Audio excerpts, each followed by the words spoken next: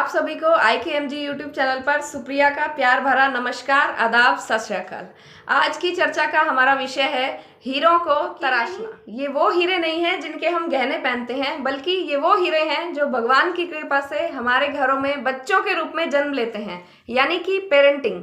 एक famous child specialist doctor Benjamin spoke ने अपनी book baby and child care में लिखा है, Children come into the world with distinct needs, interests and abilities, and that the core of good parenting is attending carefully what each child requires at each stage of development.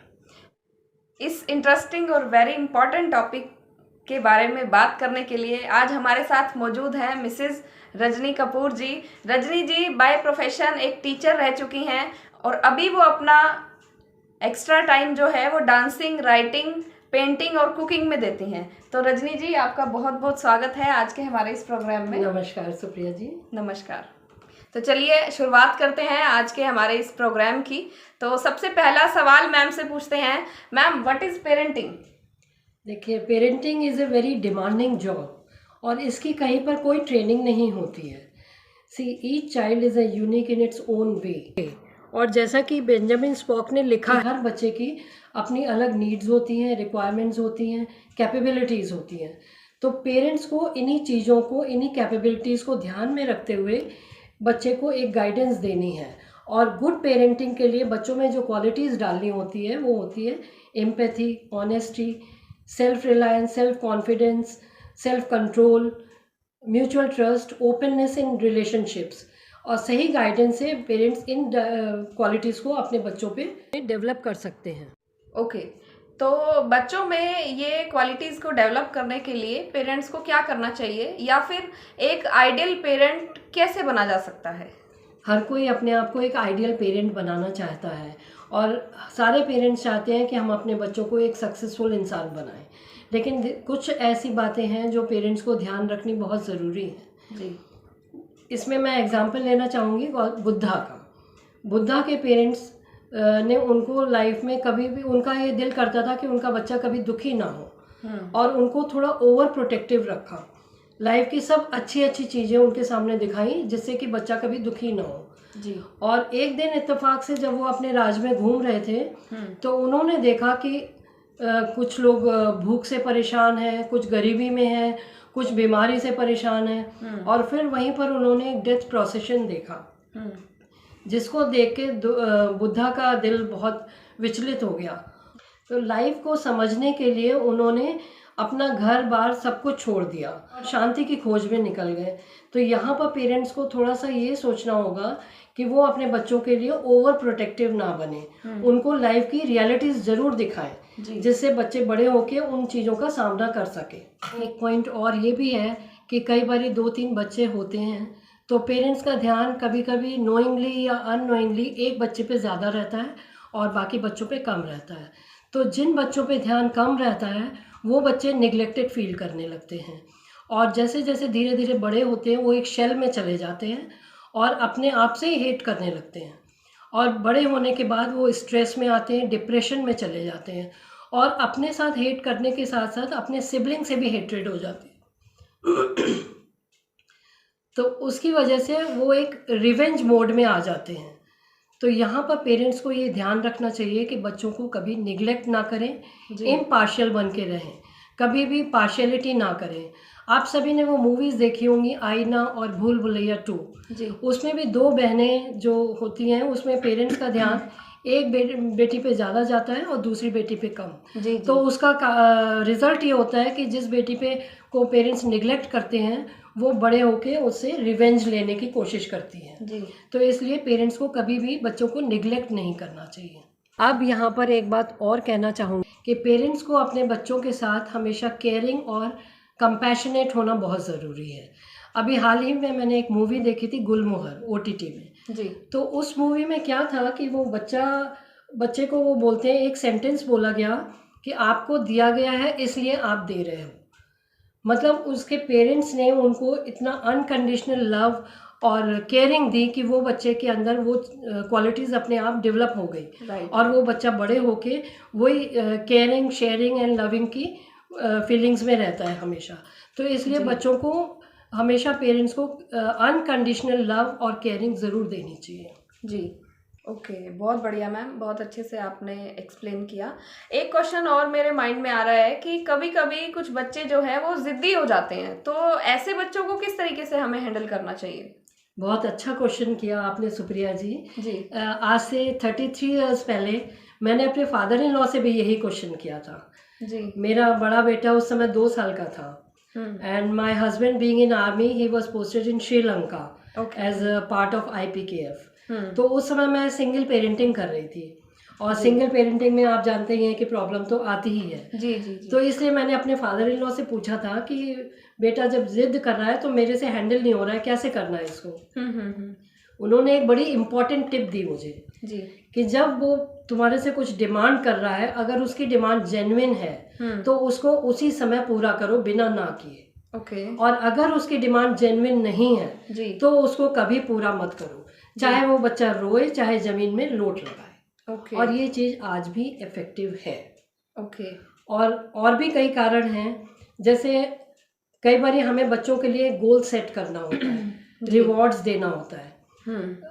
कई parents बच्चे को हर चीज़ बहुत easily available करा देते हैं, एक platter में लाके हर चीज़ दे दो। तो उससे क्या होता है कि बच्चों में इनटॉलरेंस की फीलिंग आ जाती है और वो कभी भी रिजेक्शन नहीं हैंडल कर पाते। नो, उनको कभी नो बोला जाए तो वो नो को भी नहीं हैंडल कर पाते। No means no. अगर किसी ने नो बोला है तो आपको उसकी रिस्पेक्ट करनी चाहिए। लेकिन वो बच्चे ये चीज़ सीख नहीं पाते क्योंकि हर चीज़ उनको इजीली अवेलेबल कराई जाती है, उनको वैल्यू नहीं होती है चीज़ों की। तो पेरेंट्स को यहाँ पर एक सेट गोल बनाना चाहिए कि जैसे अगर बच्चा होमवर्क भी कर रहा है तो उसको बोले तुम 1 घंटे में अपना काम जब पूरा कर लोगे तभी तुम खेलने जा सकते हो, नहीं तो नहीं। और इससे बच्चों में डिसिप्लिन भी आता है। जी। और बच्चों की गलतियों को ज़रूर बताएं, लेकिन थोड़ा एप्रिसिएशन के साथ बताएं। जैसे कि एक सैंडविच मैनर होता है बच्चों को बताने का, सैंडविच में जैसे बीच में आलू रखते हैं, उसी तरह से बीच में गलतियां, उनकी मिस्टेक्स रखें और ऊपर नीचे उनको अप्रिशिएट करें। जी जी। तो बच्चे एक पॉजिटिव मोड में रहते हैं और अपनी गलतियों को एक्सेप्ट भी कर लेते हैं। जी जी जी, वेरी गुड, बहुत बढ़िया। Thank you ma'am, thank you so much. बहुत बढ़िया, बहुत अच्छे तरीके से आप जो बता पा रहे हैं, बहुत से पेरेंट्स के लिए ये एक बहुत अच्छी सीख उनको मिलेगी कि किस तरीके से बच्चों को हैंडल करना चाहिए। मैम, एक क्वेश्चन और पूछना चाहूँगी। जैसे आजकल के जो चेंज सिनेरियो में न्यूक्लियर फैमिलीज बनती जा रही हैं, जॉइंट फैमिलीज जो है वो ख़त्म होती जा रही हैं, तो न्यूक्लियर फैमिलीज में किस तरीके से इफ़ेक्टिव पेरेंटिंग की जा सकती है? हाँ सुप्रिया जी, पहले कैसा होता था, एक कलेक्टिव पेरेंटिंग होती थी। ग्रैंड पेरेंट्स, चाचा चाची, कजन्स वगैरह सब साथ में रहते थे, इकट्ठे रहते थे। जी। और बच्चे कहाँ पल बढ़ जाते थे पेरेंट्स को पता ही नहीं चलता था। राइट। पेरेंट्स को तो उनकी फूड और क्लोथिंग की परवाह होती थी बस। और बच्चों को आपस में खेलने का टाइम भी मिलता था, बड़ों के साथ बैठने का टाइम भी मिलता था, पेरेंट्स को खुद अपने लिए भी टाइम मिलता था और बड़ों से बच्चे बहुत कुछ सीख भी लेते थे। जी जी। लेकिन अब धीरे धीरे ये सिनेरियो चेंज होता जा रहा है और अब तो शहरों में न्यूक्लियर फैमिलीज हो गई हैं और कई जगहों पे सिंगल पेरेंटिंग होती है, सिंगल मदर होती हैं, सिंगल फादर होते हैं और कहीं कहीं पर सेम सेक्स पेरेंट्स भी होते हैं। राइट। तो आजकल फैमिली का पूरा सिनेरियो चेंज हो गया है। जी। तो और अभी जेंडर रोल्स भी चेंज हो गए हैं। कई जगह पे फादर पेरेंटिंग का रोल ले रहे हैं और मदर्स ऑफिस का मैनेज करती हैं। जी। तो ऐसी सिचुएशन में पेरेंट्स को एक तो टाइम मैनेजमेंट करना बहुत ज़रूरी है। अभी न्यूक्लियर फैमिली की वजह से सिर्फ पेरेंट्स को ही बच्चों का ध्यान रखना होता है, पेरेंट्स की ही रिस्पॉन्सिबिलिटी होती है बच्चों पे। तो उनको टाइम मैनेजमेंट करना बहुत ज़रूरी है और अपने इंस्टिंक्ट पे ट्रस्ट करना बहुत ज़रूरी है। जी। तो पेरेंट्स और बच्चों के बीच में एक कॉर्ड बहुत स्ट्रॉन्ग होती है और जितना ज़्यादा पेरेंट अपने बच्चे को समझ सकते हैं और कोई नहीं समझ सकता। बिल्कुल। इसलिए ट्रस्ट अपने इंस्टिंक्ट पे रखना बहुत ज़रूरी है। जी जी। तो मैम, जैसे आपने बताया कि बहुत सारे चेंजेस आ चुके हैं, न्यूक्लियर फैमिलीज होती जा रही हैं, जॉइंट फैमिलीज ख़त्म होती जा रही हैं, पेरेंट्स जो हैं वो बहुत बिजी हैं अपने अपने कामों में। तो इतने सारे चेंजेस के साथ में और न्यूक्लियर फैमिलीज में बच्चों के और पेरेंट्स के बीच में तालमेल को कैसे बैठाया जा सकता है? जी, पेरेंट्स को पहले तो अपने आपस में तालमेल बैठाना बहुत ज़रूरी है। जी पेरेंट्स को सबसे पहले तो आपस में एक अंडरस्टैंडिंग डेवलप करने की बहुत ज़्यादा ज़रूरत है, जी और उनको पेरेंटिंग को लेके सेट रूल्स, एक फिलॉसफी सेट करनी पड़ेगी। ओके रूल्स बनाने होंगे और जिनको दोनों को मिलके फॉलो करना पड़ेगा। ओके दोनों पेरेंट्स को ये सोचना है कि वो खाली पेरेंट्स नहीं है, पार्टनर्स हैं। तो Right. उनको मिलके दोनों को बच्चे को रेज करना है और बच्चे को गाइड करना है, जी और एक क्वालिटी टाइम दोनों पेरेंट्स को अपने बच्चों के लिए देना होगा। ओके तो इस तरह से एक फैमिली में तालमेल बैठाया जा सकता है। जी जी जी। तो आपने जैसे कि बताया कि बच्चों से पहले पेरेंट्स को आपस में तालमेल बैठाने की जरूरत है। तो पेरेंट्स का जो रिलेशन है आपस का, क्या उससे भी बच्चों के ऊपर कुछ असर पड़ता है? जी बिल्कुल असर पड़ता है। पेरेंट्स का आपस का रिलेशन बहुत हेल्दी रिलेशन होना चाहिए। जी देखिए, बच्चे जो होते हैं बहुत अच्छे इमिटेटर होते हैं, बहुत अच्छी नकल बनाते हैं। राइट तो राइट आप जो बच्चों को दिखाएंगे बच्चे वही सीखेंगे। ओके ठीक है ना? तो इसलिए आपस में आप जिस तरह एक दूसरे की रिस्पेक्ट कर रहे हैं, बच्चे रिस्पेक्ट करना सीखेंगे। राइट आप एक दूसरे की इंसल्ट कर रहे हैं, बच्चे इंसल्ट करना सीखेंगे। जी। उनको तब ये नहीं पता कि ये गलत है या ये सही है। वो जो देख रहे हैं वही इम्बाइब कर रहे हैं अपने अंदर। तो इसलिए एज अ पेरेंट ये हमारी ड्यूटी है कि हम उनको अच्छे से अच्छा सिखाएं।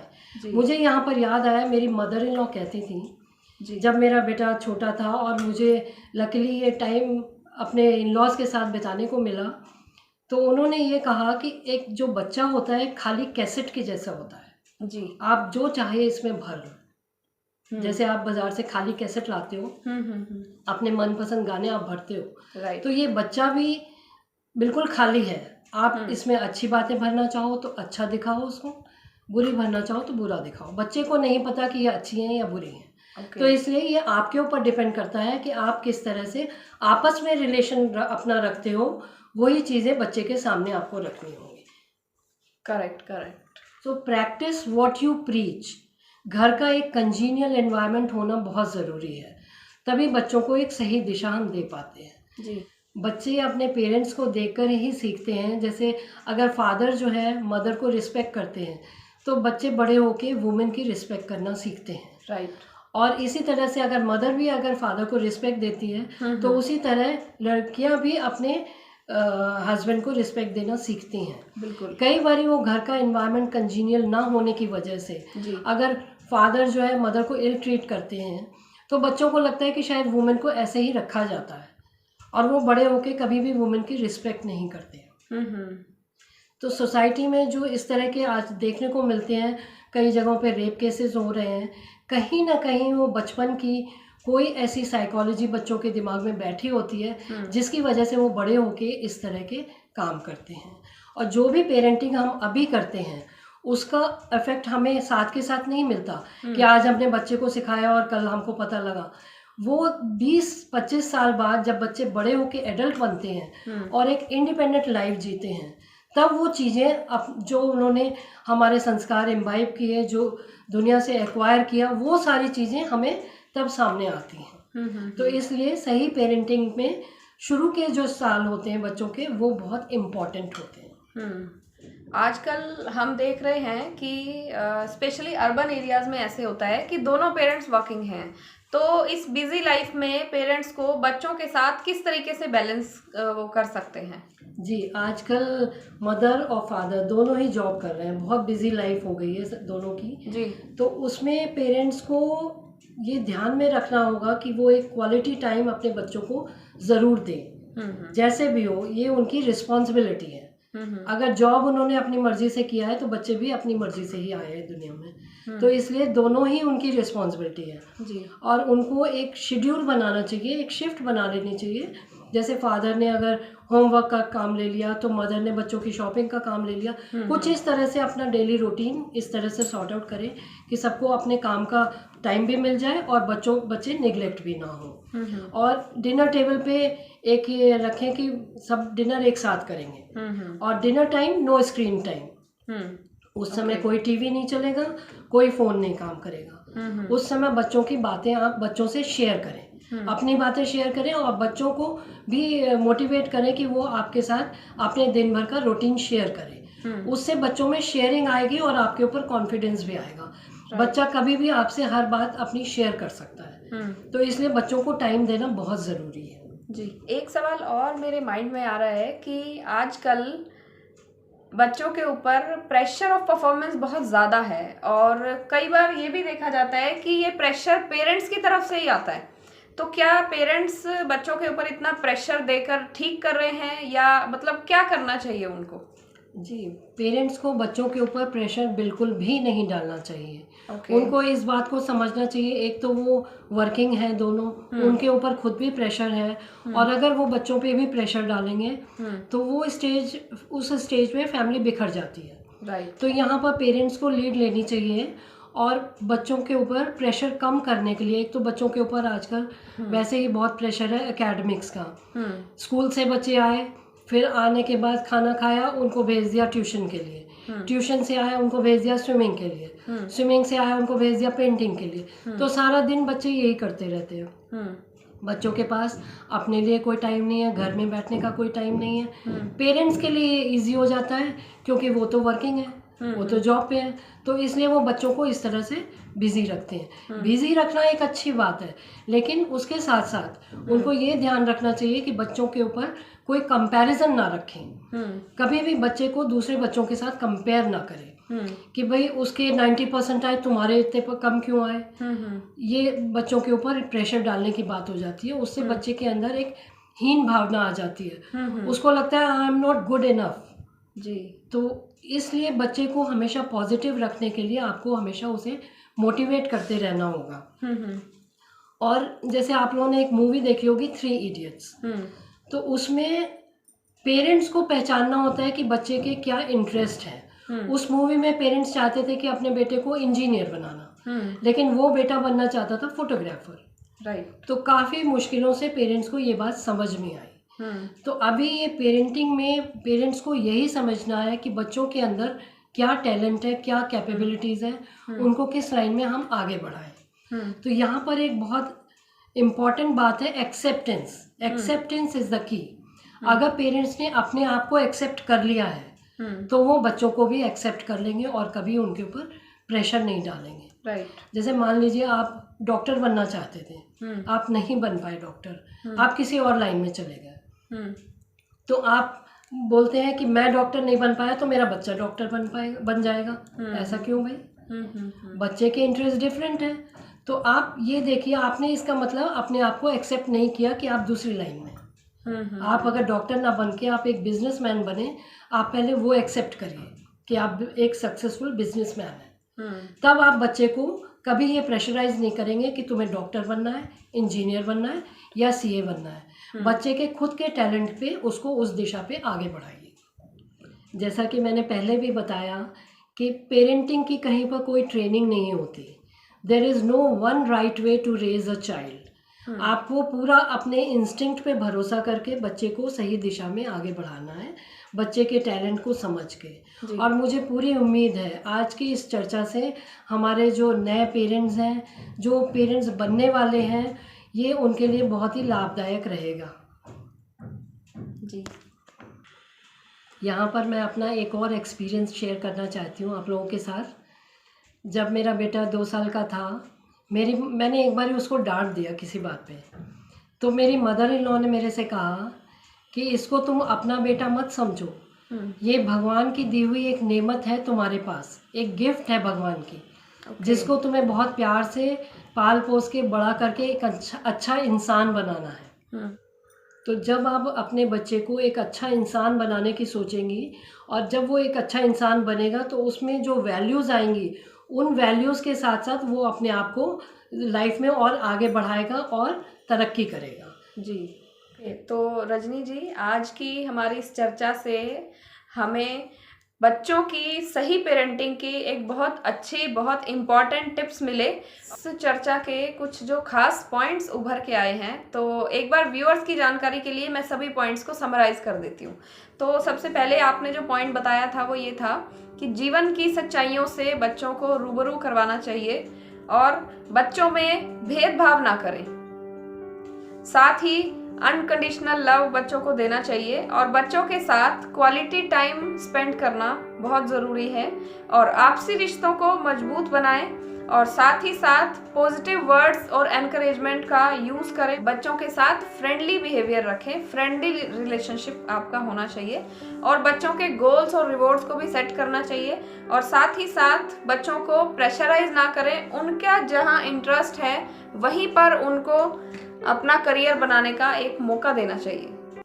तो thank you so much Rajni ji, आपके इस आज की चर्चा में आपके साथ हमें बहुत कुछ सीखने को मिला और मैं उम्मीद करती हूँ कि जो पेरेंट्स हैं या जो होने वाले पेरेंट्स हैं वो सभी अपनी बच्चों की पेरेंटिंग के टाइम पे इन टिप्स को बहुत ध्यान से सुनेंगे, देखेंगे और इनको फॉलो भी करेंगे। तो आपका हमारे साथ बने रहने के लिए और अपना कीमती समय देने के लिए आपका बहुत बहुत धन्यवाद। धन्यवाद सुप्रिया जी, आपने अब मुझे इतना बोलने का मौका दिया और धन्यवाद सभी व्यूअर्स का जिन्होंने इस चर्चा को आज ध्यान से सुना और मुझे पूरी उम्मीद है कि वो इनमें से कुछ बातों को ज़रूर अपनी लाइफ में अपनाएंगे। Thank you very much. So much.